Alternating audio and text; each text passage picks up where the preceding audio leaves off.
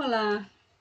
Nos próximos momentos, nós refletiremos sobre a morte e a dimensão espiritual religiosa. Gostaríamos de ter representantes de todas as religiões, mas naturalmente isso não é possível numa aula. Então teremos representantes do judaísmo, do budismo, da religião católica, do espiritismo, e também de um sistema religioso muito pouco conhecido no nosso meio, que é a fé Bahá'í. Gostaríamos de ter representantes de todas as religiões evangélicas, porque temos ciência de que cada uma delas tem as suas peculiaridades, mas devido à exiguidade do tempo, falará em nome de todas elas um representante da Igreja Adventista do Sétimo Dia, o mesmo ocorrendo com as religiões de matriz africana. No momento da morte, conhecer sobre dogmas, recomendações, ritos de passagem das diversas religiões pode oferecer acolhimento, conforto ao paciente, caso ele traga esse tema para o cuidado médico, para o vínculo com o médico. Caso a família deseje, caso o paciente deseje incluir esta dimensão no cuidado. Nesse momento, a presença de um capelão ou de um líder religioso é de fundamental importância e todos os esforços devem ser feitos para que essa presença seja garantida, mas a gente sabe que isso nem sempre é factível.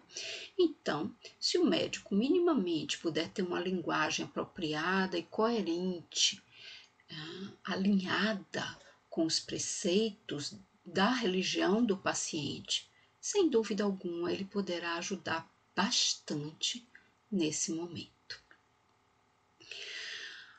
Bom, a ordem das apresentações seguirá a ordem cronológica das origens das religiões. Os palestrantes serão identificados por cards que precederão cada apresentação. Desde já, nós agradecemos imensamente aos palestrantes por partilharem conosco os seus saberes e pelo imenso carinho com que atenderam ao nosso convite. E desejamos a todos uma boa aula.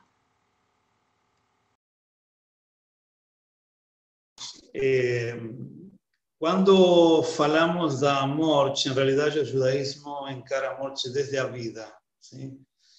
E a primeira coisa que tenho que definir é que a vida judaica não é um sistema de crenças, sino que não tem que ver com uma acreditação, sim, aquilo que acredito, sino aquilo que eu faço. Por isso, para o judaísmo é importante como ser humano vive e se desenvolve na vida de acordo à lei da Torá. Sim? Quando a pessoa morre, em hebraico decimos que essa pessoa está livre dos preceitos. É uma expressão hebraica para dizer que está livre da lei. A morte livrou a ele do cumprimento da lei. Sim? Desde o ponto de vista judaico, desde a Torá, a pessoa que tem fé, a pessoa que tem um compromisso com a lei, um compromisso com a Torá, um compromisso com Deus. Não é um exercício mental, sim? Que acredito que algo existe, ou que algo vai acontecer. Além disso, na Torá, a palavra emuná, que é fé, tem que ver com compromisso com esse Deus e com essa lei. Por isso, o ênfase é na vida. Agora, quando a pessoa morre, tem um ditado na Bíblia hebraica, no Tanakh, que diz que do pó ele veio e a pessoa a pó ele volta. E por essa situação, a pessoa que vai morrer é sepultada em terra e não é cremada, não tem mausoléus.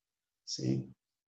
sino que o princípio é que a pessoa volta para onde ela veio, de onde ela veio. Sim? Então, para o judaísmo, o conceito de pós-morte, que também era um dos temas que Rosário apresentou, nunca foi uma questão no judaísmo, especialmente na Torá, não? Porque o ênfase é na vida, não é o que acontece após da vida. Sim? Então, o principal para o judaísmo são nossos atos hoje, pelos quais nós seremos julgados. Sim? Muito depois, com o tempo, no século XII de nossa era, no avanço dos movimentos mais místicos e cabalistas, de pronto a ideia da alma e de que algo continua começou a estar presente em algumas correntes do judaísmo, não? Especialmente místicas ou cabalistas. Mas no conceito bíblico da Torá, a pessoa que morre, o corpo, que é a matéria, desce ao pó, e a energia volta a Deus. Essa energia não é algo consciente, não é ausente, sim? Simplesmente, sempre ilustro isto com o seguinte exemplo. O ser humano é como uma lâmpada. Você tem a lâmpada, que é o material, que é o corpo. Tem energia, sim? Que seria aquilo que Deus soprou quando criou o homem, a energia. E tem um terceiro elemento, que é a luz. Esse terceiro elemento, na Torá, é chamada alma humana. Sim? Ou seja, a alma humana na Torá é o ser humano que somos cada um de nós. Quando a morte acontece, sim? Essa lâmpada desaparece. O material vai para a Terra, e a energia essa que possibilitou este outro terceiro elemento, que era a luz, sim? Que era o ser humano, essa energia volta a Deus. Em nenhum momento os textos judaicos falam de que essa energia é ciente após a morte. Por isso, no judaísmo tradicional e original, da Torá, vamos dizer, não existe o conceito de transmigração das almas, não existe o conceito de consultar os mortos. Só existe uma ideia que aparece já na época do Segundo Templo, que inclusive aparece em nossas rezas, a ideia da ressurreição. Agora, quando se fala de ressurreição, e nós rezamos 3 vezes ao dia, entre essas rezas aparece este conceito, o mínimo que o judaísmo diz com essa expressão é que a morte seria como uma espécie de pausa. Mas o judaísmo não aprofundizou nunca o que acontece após a morte. O que vai acontecer, sim? Eu sei que tenho só 5 minutos mais. Só para dar um exemplo, o primeiro credo judaico, entre aspas, vai aparecer na época de Maimônides, na Idade Média, onde, frente à necessidade de outros credos, ele elaborou 13 princípios, entre os quais ele estabelece Deus é um, a Torá é uma, Moisés é o seu profeta, e ao final ele vai dizer que acredita que alguma vez vai acontecer a vinda do Messias, e quando Deus decida, vai acontecer a ressurreição dos mortos. Essa expressão é quase como o título de um livro que as páginas estão em branco, para dizer-lo de uma maneira. Por quê? Porque o judaísmo não faz teologia do futuro, nem sequer faz teologia da pós-morte. Para o judaísmo, o que importa é a vida presente, que nos foi dada. Por isso, um dos preceitos é escolhe a vida. Agora, como acompanhamos aqueles que estão transitando, ou os familiares que estão transitando a perda de um ente querido? O judaísmo tem 3 períodos de luto. quando a pessoa é sepultada, sim, os familiares diretos, quando falo de familiares diretos, estou falando de esposo, esposa, mãe, pai, filho, filha, irmão, irmã, são familiares diretos. Eles entram em um período, iniciam um período chamado Shiva, 7 dias, onde a comunidade vai para a casa a fazer as rezas junto a eles. É comum levar alimentos. Nesta época de pandemia, estamos fazendo isto online, sim? Pelas noites, online. Justamente esta semana estamos acompanhando uma família que perdeu um ente muito querido para a comunidade e nos encontramos, fazemos rezas, permitimos que a família fale, porque no judaísmo lembrar é um preceito, lembrar aquela pessoa que foi em vida. Sim? Então, as pessoas falam o que significou esta pessoa para eles durante estes 7 dias. Logo desses 7 dias, se completam 30, onde a pessoa volta ao trabalho regular. Sim? E depois desses 30 dias, pode a pessoa ir a visitar o lugar onde foi sepultada a pessoa. E continua durante todo esse primeiro ano fazendo umas rezas de lembrança. Sim? Quando chega o primeiro ano, se faz uma cerimônia onde se descobre a lápida, o matzeiva, que chamamos em hebraico, e se reúne na família e também temos rezas juntos. Ou seja, há acompanhamento muito intenso na primeira semana depois de que a pessoa faleceu. Esse acompanhamento vai continuar nos 30 dias, no dia número 30 de que faleceu, e vai continuar até o cumprido ano. Sim? Isto é o que acontece quando um familiar vai embora, não? Partiu. Eu tenho aproximadamente 1 minuto. A professora nos pediu conselhos, não? Que podem fazer aqueles que estão atendendo a um paciente que é terminal. Se a pessoa é muito religiosa e aqueles que atendem, enfermeiros, doutores, percebem que a pessoa é religiosa, seria muito bom contatar a um líder religioso para dar uma contenção mais apropriada para a pessoa. A morte acontece a todos do mesmo jeito, sim? A pessoa morre. Não faz diferença se é judeu, evangélico, espírita.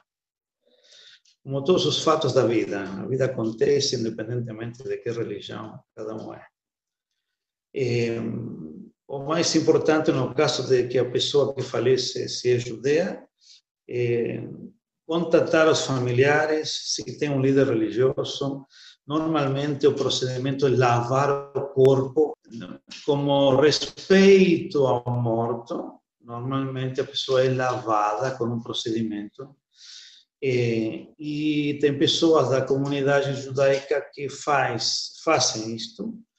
Em época de pandemia e por Covid, não estamos fazendo isto, que normalmente às vezes fazem no mesmo hospital onde a pessoa morre. Repito, este é um procedimento de respeito para o morto. Se cobre o corpo, uma mortalha, e logo é colocado no caixão e sepultado em terra. Sim? E isto é basicamente o procedimento. Sim? Não tem palavras específicas para consolar aquele que perdeu um ente querido. Na minha experiência, somente a pessoa que está transitando esta estrada difícil só pode receber contenção afetiva. Não há palavras para responder a pergunta: onde está Deus? Por que aconteceu? Por que a nós? São perguntas que as pessoas me fazem, pero no momento que estamos frente à dor mais intensa, eu não respondo porque eu sei que eles não estão esperando uma resposta. Estão esperando um abraço ou uma contenção afetiva. Ok, fico à disposição se tem uma pergunta. Tá bom? E muito obrigado pelo convite.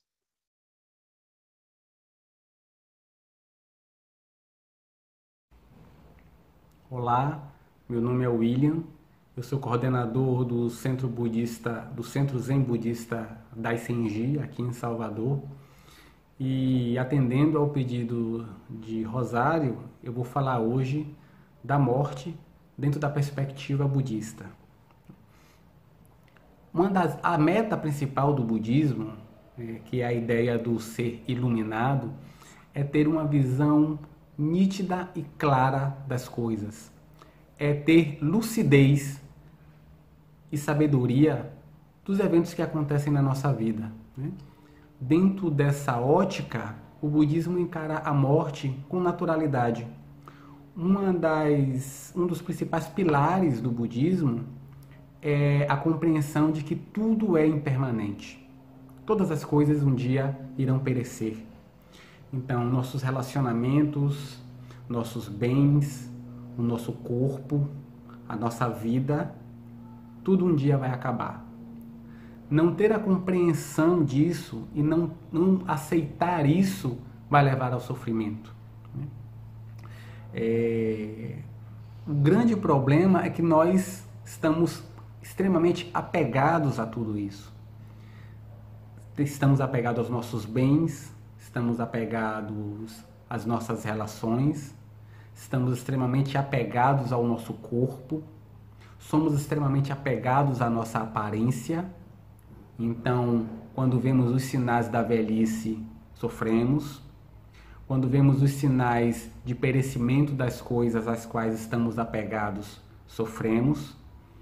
Quando vemos sinais da proximidade da nossa morte, também sofremos. Então, o grande problema é esse apego, a ilusão de achar que, ainda que saibamos que morreremos um dia, é achar que isso não vai ser agora, não vai ser próximo, né? Então, sempre achamos que nossa morte é uma coisa futura, que os nossos bens durarão até o momento em que acharmos em que eles irão durar.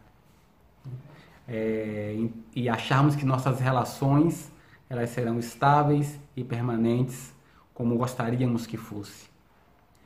Por conta dessa ilusão, por conta dessa falta de lucidez, criamos expectativas e sofremos quando essas expectativas não são realizadas. Então, da mesma forma que tudo um dia perece, a nossa vida um dia vai perecer. Isso é encarado com naturalidade. Esse apego, a ilusão de achar que, ainda que saibamos que morreremos um dia, é achar que isso não vai ser agora, não vai ser próximo, né? Então sempre achamos que nossa morte é uma coisa futura, que os nossos bens durarão até o momento em que acharmos em que eles irão durar. E acharmos que nossas relações elas serão estáveis e permanentes como gostaríamos que fosse. Por conta dessa ilusão, por conta dessa falta de lucidez, criamos expectativas e sofremos quando essas expectativas não são realizadas. Então, da mesma forma que tudo um dia perece, a nossa vida um dia vai perecer. Isso é encarado com naturalidade, faz parte da impermanência que é inerente à existência de todas as coisas. Tem uma passagem do budismo em que uma mulher chega para o Buda com o filho morto e pede para que ele o salve da morte. Então o Buda diz o seguinte: eu vou salvar o seu filho da morte, mas você precisa trazer para mim uma semente de gergelim de uma família em que nunca ninguém tenha morrido um dia. Então a mulher sai desesperada, percorre as aldeias, vai de casa em casa, em todas as famílias, e não encontra nenhuma semente de gergelim, porque naquelas famílias, em algum momento, alguém já tinha morrido. Então ela volta com o filho no colo e diz ao Buda que não encontrou nenhuma família em que ninguém nunca tenha morrido. E o Buda tenta fazer com que ela perceba que a morte é uma característica da nossa existência, que você não tem como fugir dela. Ela não manda recado, não manda um e-mail, nem um WhatsApp, né? Dizendo que está prestes a chegar ou que vai chegar. Ela não tem hora, não tem dia, não tem lugar, não tem momento. A morte pode ser daqui a alguns segundos, né? E vivemos a vida como se a morte fosse algo distante, como fosse algo que não está próximo de nós. Então, quando acontece, sofremos por conta dessa falta de lucidez do que é a morte, né? Então, no budismo encara com naturalidade a morte como uma consequência inevitável da compreensão de que tudo que existe é impermanente e um dia vai perecer.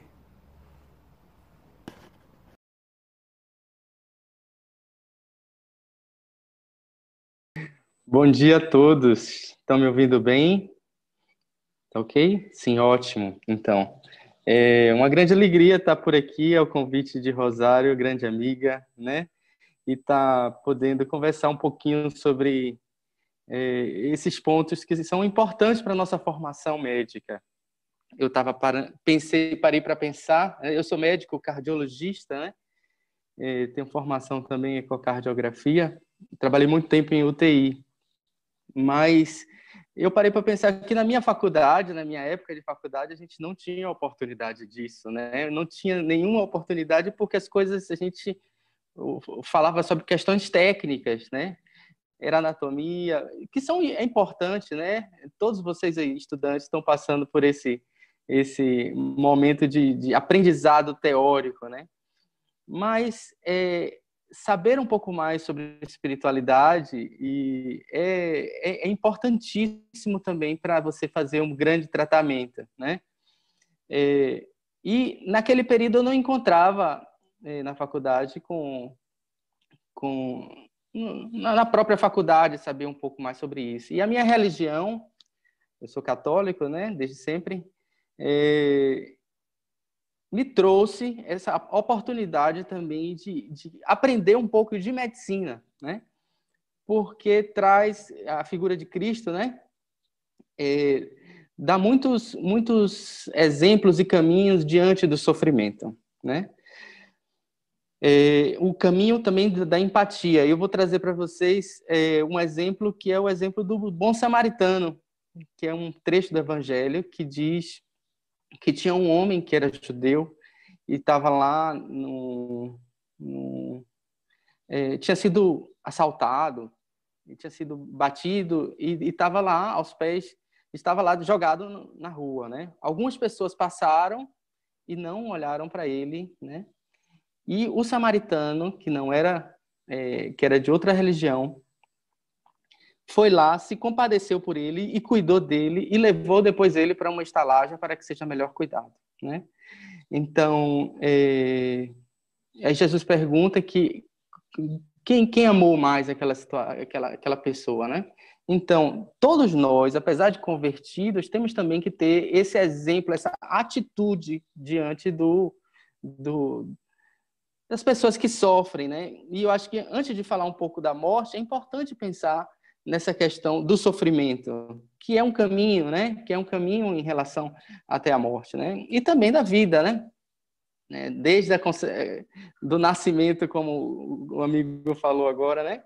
Porque você pensar que todos nós viemos de junções de óvulos e gametas e eu nasci, Rosário, e cada um de vocês somos únicos, né? Não somos cópias, não somos clones, somos únicos.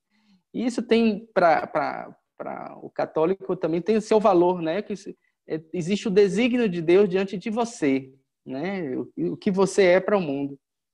E aí, com o tempo, a gente entende que diante desse sofrimento, a gente pode, o católico, aprender com os ensinamentos de Jesus, como também de amai-vos uns aos outros, como eu vos amei. Isso me coloca na posição de, muitas vezes, você se colocar no lugar do outro, né? E pensar de como você gostaria que fosse tratado se você estivesse naquela situação, né? Então, eu vou ilustrar aqui alguns exemplos, né? Por exemplo, eu tive, logo quando eu era interno, me chamou muita atenção porque eu trabalhava no HGE e a gente tinha muito convívio com a morte e a necessidade de fazer ressuscitações, aquelas coisas, né? Uma vez, quando eu estava numa uma unidade de infectologia, que um dos meus pacientes, que tinha acompanhado mais de 2 meses juntos, né, que ele tinha HIV. Estão me ouvindo? Ok. Mais de 2 meses com HIV e tudo, né? Eu tive a oportunidade de... um dia, ele estava partindo, né? E, assim, foi uma coisa tão serena, porque uma das enfermeiras, que tinha uma espiritualidade muito grande, né? Ela, naquele dia, cuidou dele, conversou com ele, e depois, ao fim, quando ele já estava nos últimos momentos da vida, ela cantou uma música da igreja, né? E ele veio a falecer com uma serenidade, com uma paz, com uma tranquilidade. E aquilo ali me chamou a atenção, né? Porque nem sempre a nossa atitude como médico no fim da vida é de você salvar a vida até o último ponto, sem consequências, né? E isso me fez entender melhor também a morte, né? Acreditar, entender melhor a morte, e eu fui estudar um pouco também sobre isso, né? Para compreender melhor.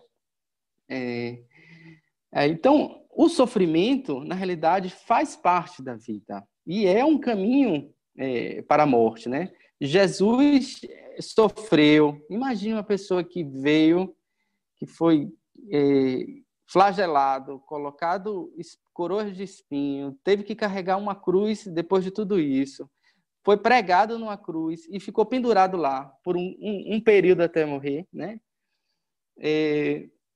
A gente pensa nisso numa barbaridade, né? Que agressividade, que absurdo, né?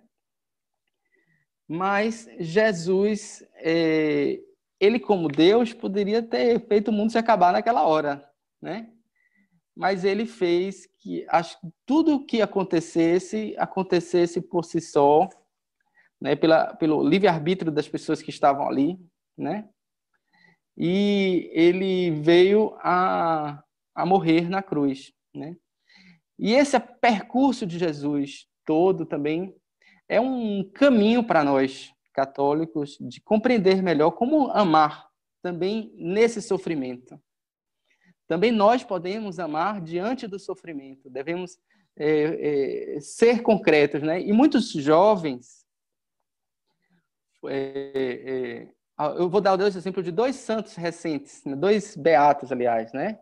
Uma se chama Chiara Luce Badano e o outro se chama Carlo Acutis. Eles são jovens que tiveram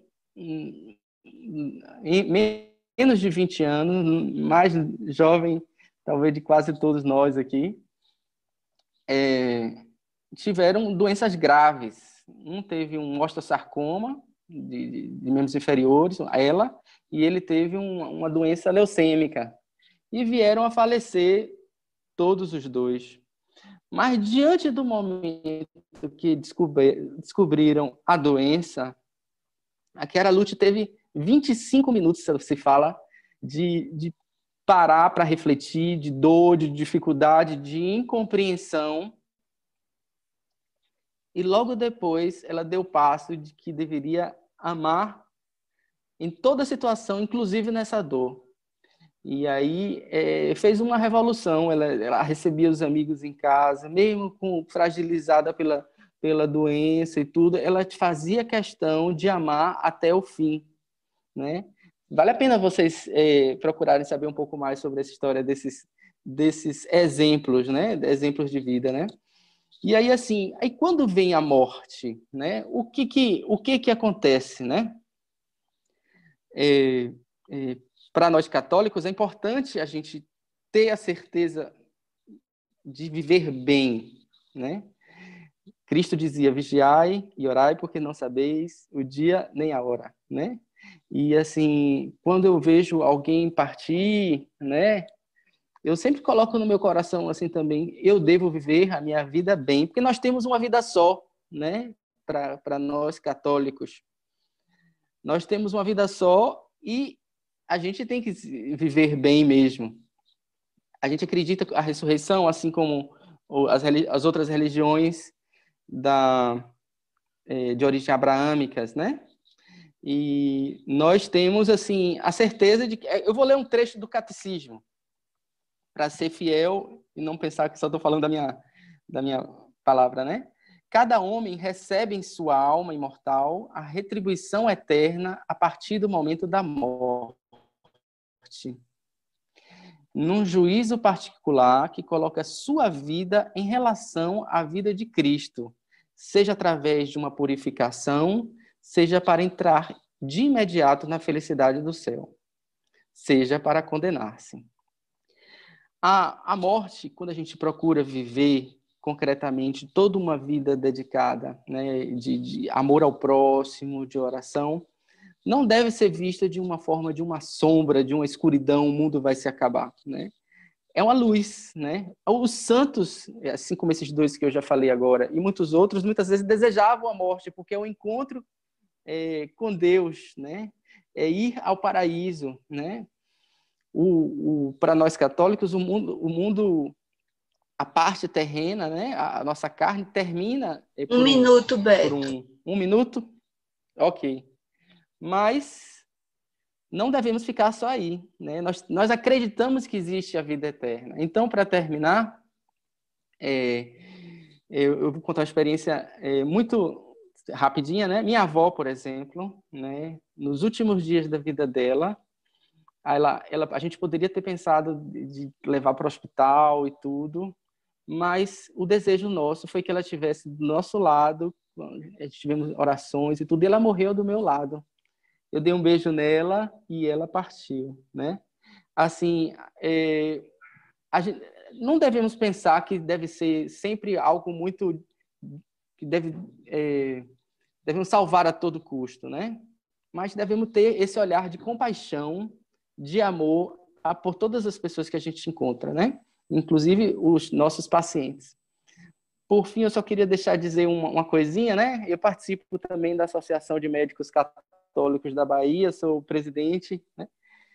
Temos um grupo daqui de Salvador que participa, a gente faz algumas reuniões, porque é importante também nós médicos cultivarmos a nossa fé e dialogar, trocar experiências na dificuldade, né? Nesse ano a gente teve uma das nossas colegas que os pais faleceram, né? E como foi importante a gente estar junto e conversar e compreender todas essas situações.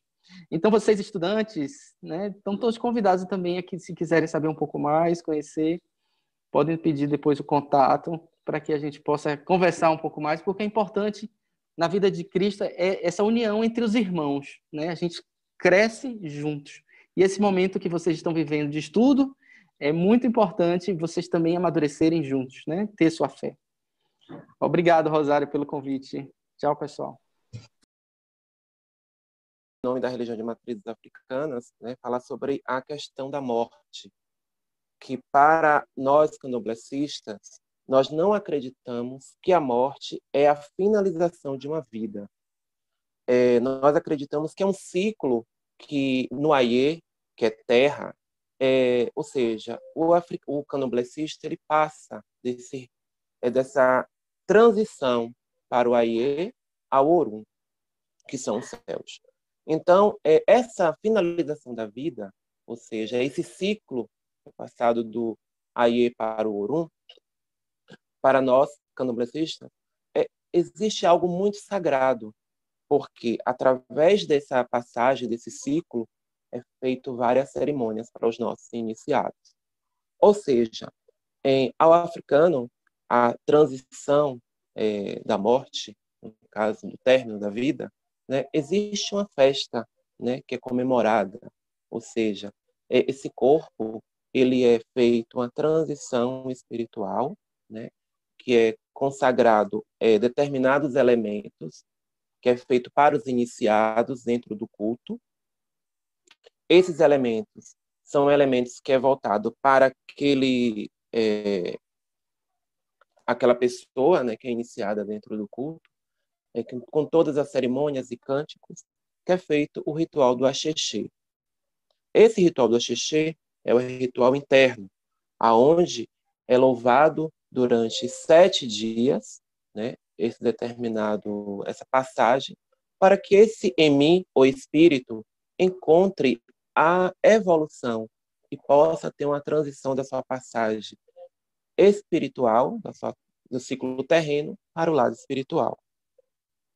Então, para o iniciado, ou para quem é o Omor, né, do orixá, que é filho do orixá, ou para quem está dentro da religião e não se iniciou ainda, que existe uma hierarquia dentro do axé, do candomblé, né, é feito essa, não digo conselho, mas sim orientação, porque o espírito, ele fez uma passagem de ciclo na Terra, né, e é elevado de forma saudosista, podemos dizer louvado, né? Então, esse espírito, ele vai chegar no Orum, que é Messal Orum 9 céus, que nós temos na nosso rito, nossa religião, né? No qual ele vai fazer parte de todo um corpo, posso dizer, celeste dentro do Orum, onde está habitado os orixás.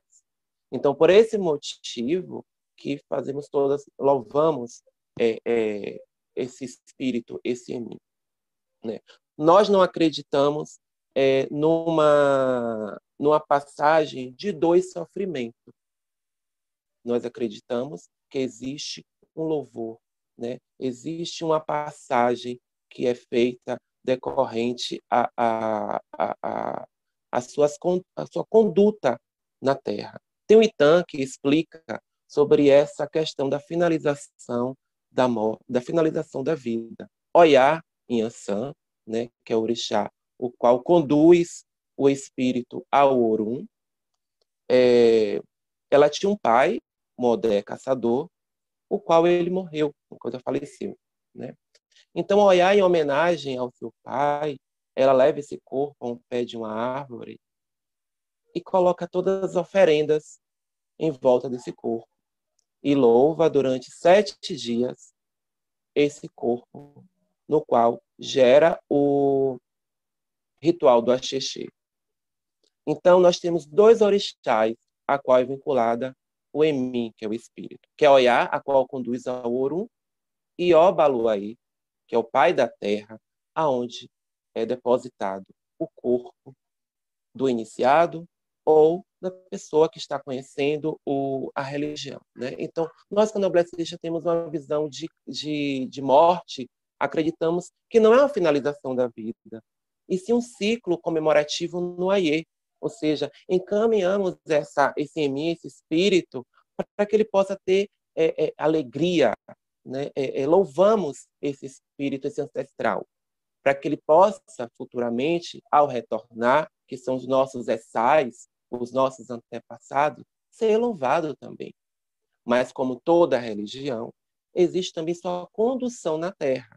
Para que esse essá seja lembrado, ou seja louvado, é necessário que tenha uma vida religiosa íntegra, mediante a essa evolução e reencarnação.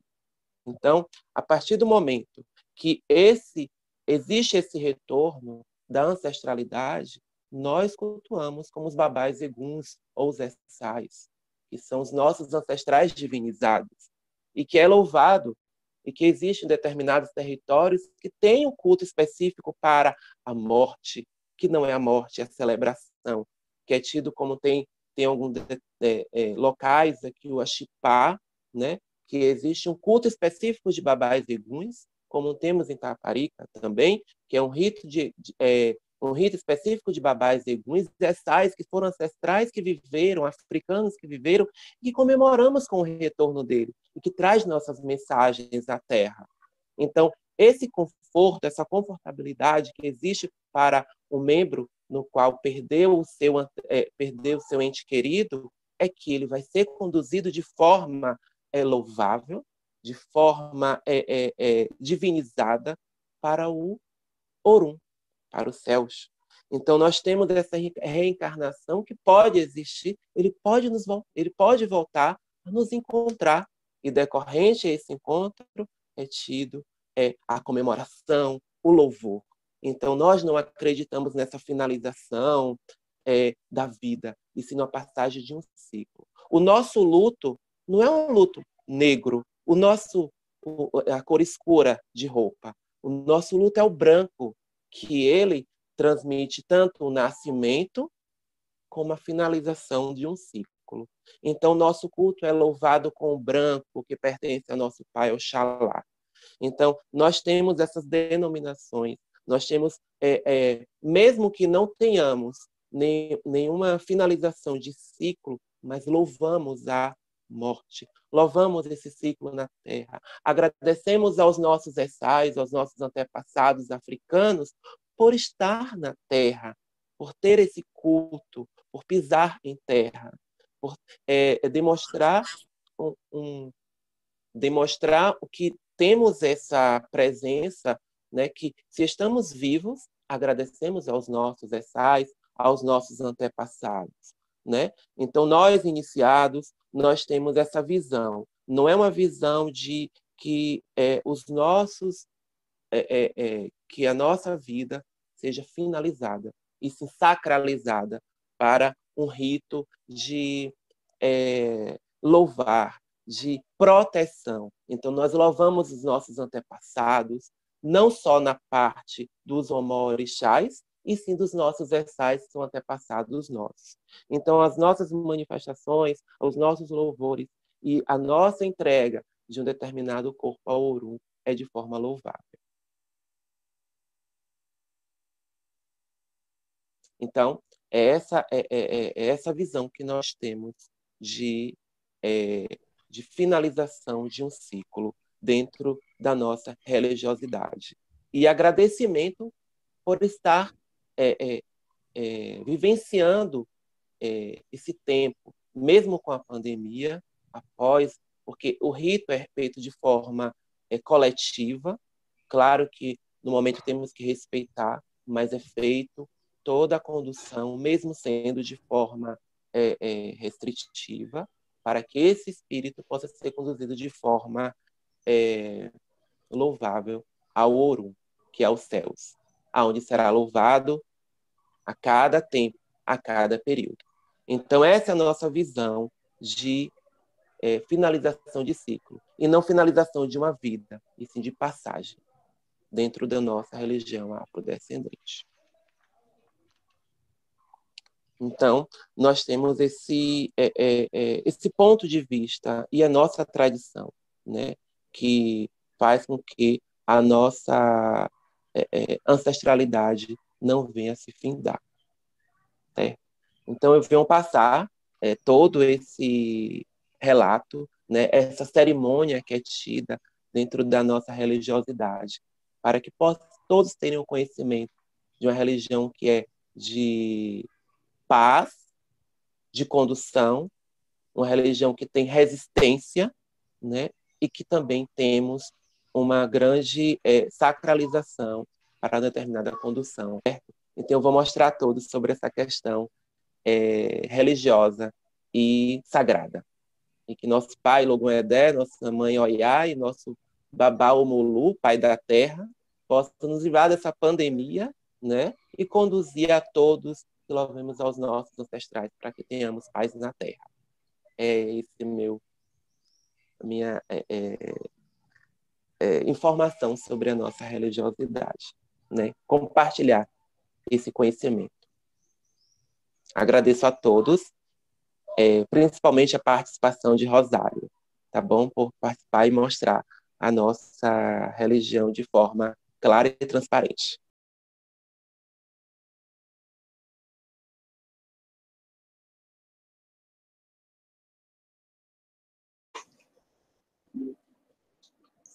Olá, pessoal. Eu sou Marcelo Torres, sou pastor da Igreja Adventista, sou professor aqui na Faculdade Adventista da Bahia, para os cursos de saúde da matéria Espiritualidade e Saúde. Estou honrado em participar desse videobook, se é que podemos chamar assim, sobre espiritualidade. E, dentro desse tema, uma das coisas que mais incomoda o ser humano é a morte, né? Porque nós temos um tropismo pela vida, né? Viver é uma sucessão de momentos nos quais nós buscamos o melhor momento. E quando nós perdemos a expectativa ou a perspectiva do momento melhor, nós perdemos o sentido da vida. E quando perdemos alguém, somos afetados, né? Nós somos afetados tremendamente. Mas o que a Bíblia fala sobre morte, né? E sobre vida? Primeiro, o homem foi criado do pó da terra e foi soprado nas narinas o fôlego de vida, e tem aquela equação: o pó da terra mais o fôlego, a energia, a vida, torna o homem uma alma vivente. A morte isso aí é o contrário. A outra equação é a alma vivente, a pessoa que perde o fôlego, a energia da vida e se torna pó novamente. A própria Bíblia diz, né? O pó volte à terra, o espírito volte a Deus. Aqui começa a divergência de opinião do que significa a palavra ruach, espírito, ou pneuma, né, em grego. Os dois grupos que aparecem entre os evangélicos, né, entre os cristãos, de modo geral, são esses aqui. Os que acreditam numa unidade indivisível, em que há apenas um repouso, um sono, uma inconsciência, que será interrompida quando Jesus voltar e a pessoa ressuscita com as mesmas características, porém sem os defeitos desse mundo imperfeito, né? E os espiritualistas que acreditam numa parte incorpórea que sai e continua a viver, né? Essa dicotomia que os gregos tinham, os romanos também, tá? Então, os evangélicos também são divididos. A maioria é espiritualista, Assembleia de Deus, batistas, né? Acho que só o Testemunho de Jeová e com certeza os adventistas acreditam em ressurreição em corpo e numa parte de tempo em que a pessoa fica inconsciente. Uma das coisas, porém, que atinge a todos, independente da sua crença, é que quando você perde alguém querido, você tem o seu sentido da vida afetado. Porque as relações valiosas e preciosas é que dão sentido à vida, que define a psique, realização pessoal, valor pessoal, motivação. Até as coisas que nós conquistamos, nós temos valor por causa dessas relações, né? E quando perdemos uma dessas colunas, é como se a plataforma da nossa vida ficasse em desequilíbrio e faltasse um pedaço, causando desorientação, perda de sentido, depressão. Todos nós conhecemos as fases que as perdas causam no ser humano, e algumas pessoas atolam nessas fases. Se eu fosse contar as histórias de sepultamento, de pessoas enlutadas que eu já tive que aconselhar, seria muito tempo. Mas o objetivo do profissional é ajudar as pessoas a aceitarem e recuperarem o autoinvestimento. E como é que se espera isso? O profissional, além da parte técnica, precisa de atitudes, a empatia, né? O tocar o velhinho, que perdeu o velhinho porque viveu 50 anos, né? O toque respeitoso, né? Ou a pessoa às vezes vai entrar em choque, em choro, e vai lhe abraçar, abrace respeitosamente. A linguagem, o lamento, a notícia triste, o tom da voz, o olhar nos olhos, né? Evocar o valor da pessoa e a ligação. Você amava, olha, seus filhos parece que amavam muito essa vovó, né? Desafiar essa pessoa a ser forte. Tem uma missão de fortalecer os outros, confortar os outros familiares ou outras pessoas que vão passar pela mesma situação, né? E às vezes você não sabe a orientação da pessoa, vai perguntar. Pergunta, olha, eu não sei qual é a sua religião, você acredita em alguma coisa, né? Às vezes é um paciente irregular que vai voltar e você precisa desenvolver uma relação, embora profissional, mas com bastante empatia, né? Existe alguma prática religiosa que você queira fazer, né? Tentar fazer a pessoa, né, chamar a sua própria crença, chamar a pessoa para assumir a sua própria crença naquele momento é importante, né? O foco é o mesmo, porque todas as religiões convergem para isso aí, para rever os parentes, rever os queridos, porque a morte não é o fim. E você, querido médico, querido profissional, é um agente, sim, de esperança. Ajudar as pessoas a recuperar serenidade, sobriedade e esperança. Por isso, eu desejo que você seja um instrumento de Deus para fazer as pessoas manterem a esperança e continuar vivendo, porque viver é bom demais, não é verdade? Um abraço a todos.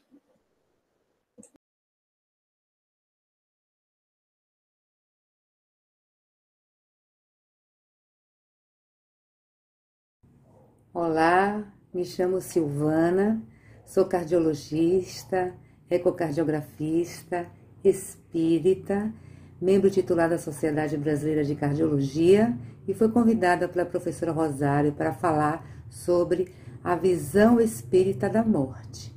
Bem, antes de falar sobre a visão espírita da morte, eu queria dizer os 3 princípios fundamentais da imortalidade da alma, né, que de acordo com o Espiritismo, nós temos, né, a possibilidade de nos comunicarmos com os mortos, né, a imortalidade da alma e a reencarnação.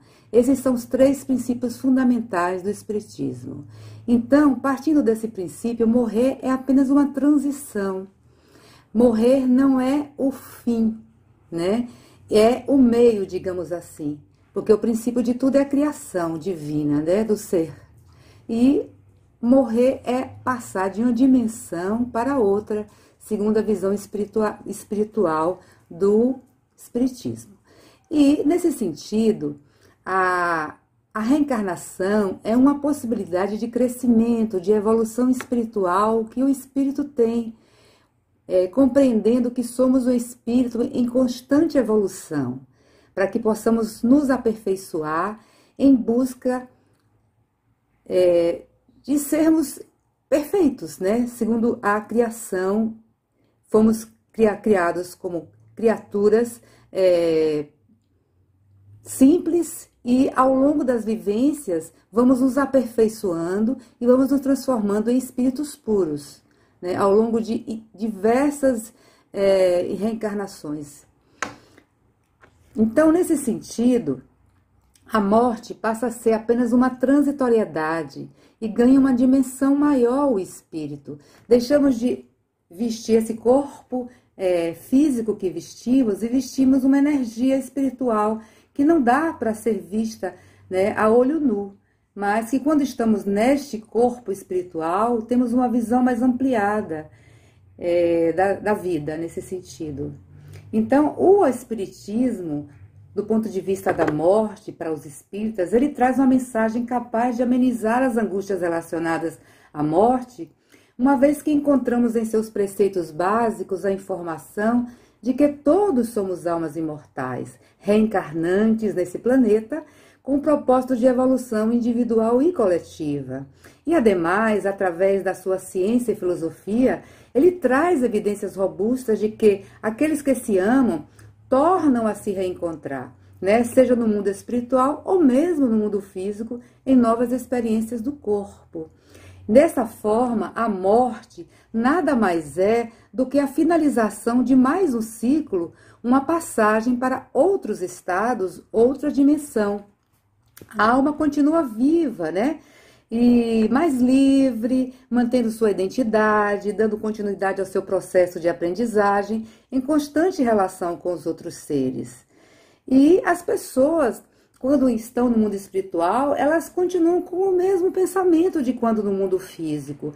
Elas vão se reencontrar com as pessoas com as quais têm afinidade emocional, moral. Por isso que é importante que haja sempre essa renovação, né, de pensamentos, de conhecimento, de sabedoria e uma elevação moral para que você possa, a partir daí, crescer enquanto espírito. A morte, então, para nós espíritas, é transformação, é apenas uma passagem de um estado para outro. E estamos aqui, nos reencarnamos com o propósito de evoluir, de crescer. E não existe um ritual durante o processo da passagem do luto. Apenas pedimos para que seja feita uma prece e que possamos rogar pelos benfeitores espirituais para que possam receber esse espírito que está passando para uma nova dimensão. E pode essa pessoa ser enterrada ou cremada, mas se for cremada, pedimos para que seja esperado 72 horas, para que haja um ajustamento energético do espírito nessa passagem do corpo físico. E dentro desse propósito, a caridade, o amor ao próximo, a fraternidade são fundamentos morais do Espiritismo. Sem a caridade não há salvação, segundo o Espiritismo. Gratidão.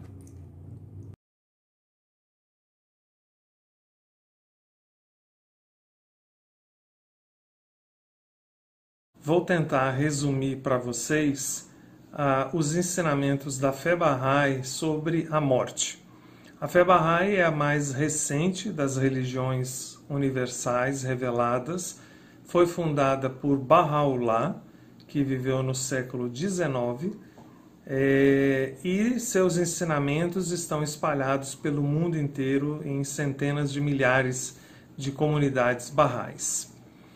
Para o Bahá'í, o ser humano possui um corpo e uma alma, ou espírito. Ou seja, o nosso ser abrange tanto a dimensão material quanto a dimensão espiritual.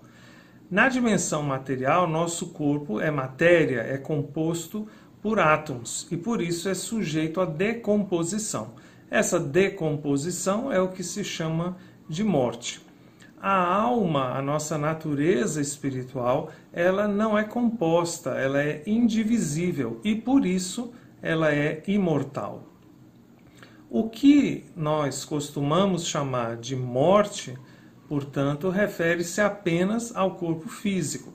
Para a alma, esse momento da existência significa o nascimento para um novo plano, para um nível superior, para os infinitos mundos espirituais de Deus, nos quais a alma irá continuamente evoluir. Por isso que os escritos da fé Bahá'í dizem que a morte é uma porta aberta para uma vida nova e superior. É importante a gente falar também sobre a relação que existe entre o corpo e a alma, uma relação muito especial, mas que dura apenas pelo lapso da vida mortal, da vida terrena. Essa conexão entre espírito e matéria não é material, Nós podemos comparar a relação que existe entre a luz solar, que é uma energia, e um espelho, que é um objeto material. A luz se reflete no espelho, portanto há uma conexão entre esses dois elementos, mas a luz não está presa no espelho, a luz não pertence ao espelho. Mesmo que o espelho seja quebrado, a luz continuará a brilhar. Então, da mesma maneira, a alma não está dentro do corpo, mas quando a vida do corpo cessa, a alma se liberta dessa associação com o corpo e passa a evoluir, então, nessa dimensão espiritual eternamente até alcançar a presença de Deus. Nós podemos dizer, dentro de uma visão Bahá'í, que a existência humana tem, então, três etapas. A primeira seria a vida intrauterina, a segunda é essa etapa que nós estamos vivendo, a chamada de vida, a nossa vida terrena, e a terceira, que seria essa vida eterna, essa vida da alma nos mundos espirituais. Cada etapa dessas é uma preparação para a seguinte. Por exemplo, o feto, durante o período da gestação, precisa desenvolver órgãos e membros do seu corpo que não tem qualquer serventia dentro daquele mundo que ele está, que é o mundo uterino. O bebê só vai descobrir a finalidade desses órgãos e membros após nascer. Esse nascimento, isso que a gente chama de nascimento, pode ser referido do ponto de vista do mundo uterino como morte. O bebê morreu para a vida intrauterina, nasceu para a vida aqui terrena. Se o bebê não tiver desenvolvido essas partes do seu corpo plenamente, a sua vida aqui na Terra vai sofrer de limitações. De modo semelhante, o propósito da segunda etapa da existência, que é essa que nós estamos, é preparar a nossa alma para viver na eternidade. Como é isso? De acordo com Baha'u'lláh, o fundador da fé Bahá'í, o propósito da nossa passagem por este mundo material é desenvolver a nossa alma, conhecendo e amando a Deus, conhecendo a nossa verdadeira natureza, servindo a humanidade. Ou seja, nós estamos aqui para desenvolver as potencialidades da nossa alma. O amor, a veracidade, a fé, a generosidade, a paciência, a humildade, o desapego, a integridade, o altruísmo. Após nascer para o mundo do além, né, que é o que nós aqui chamamos de morte, a alma descobrirá a finalidade dessas virtudes, né?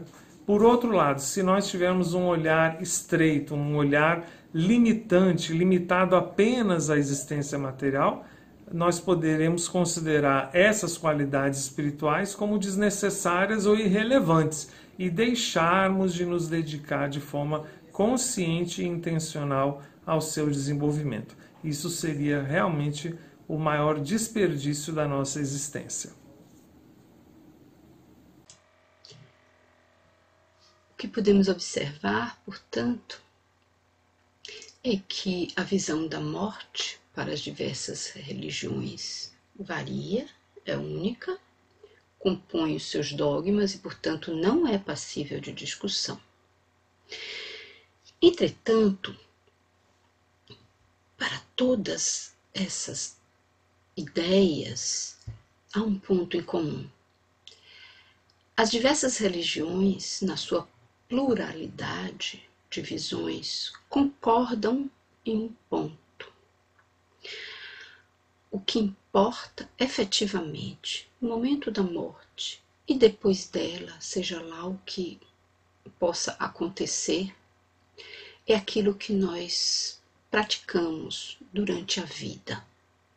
A importância de desenvolvermos virtudes como a compaixão, a solidariedade, de investirmos no desenvolvimento da paz, no desenvolvimento do amor, é que verdadeiramente neste momento fará a diferença. Nós agradecemos mais uma vez imensamente aos palestrantes que generosamente compartilharam seus saberes conosco. E esperamos que para os estudantes essas reflexões tenham uma grande utilidade no momento em que a morte se apresente, e ela se apresentará inexoravelmente. Ela se apresentará dizendo para você: olha, seu trabalho no nível físico termina aqui. Mas para os pacientes e familiares, independente de se acreditar em vida após a morte ou não, o fato é que, para os pacientes e familiares, uma nova jornada se inicia. E é justamente aí que a espiritualidade e a religiosidade faz uma grande diferença. A religiosidade e a espiritualidade, nesse momento, são capazes de oferecer aos nossos pacientes aquilo que nós, como médicos, já não podemos mais oferecer: acolhimento, conforto e fé. Muito obrigada.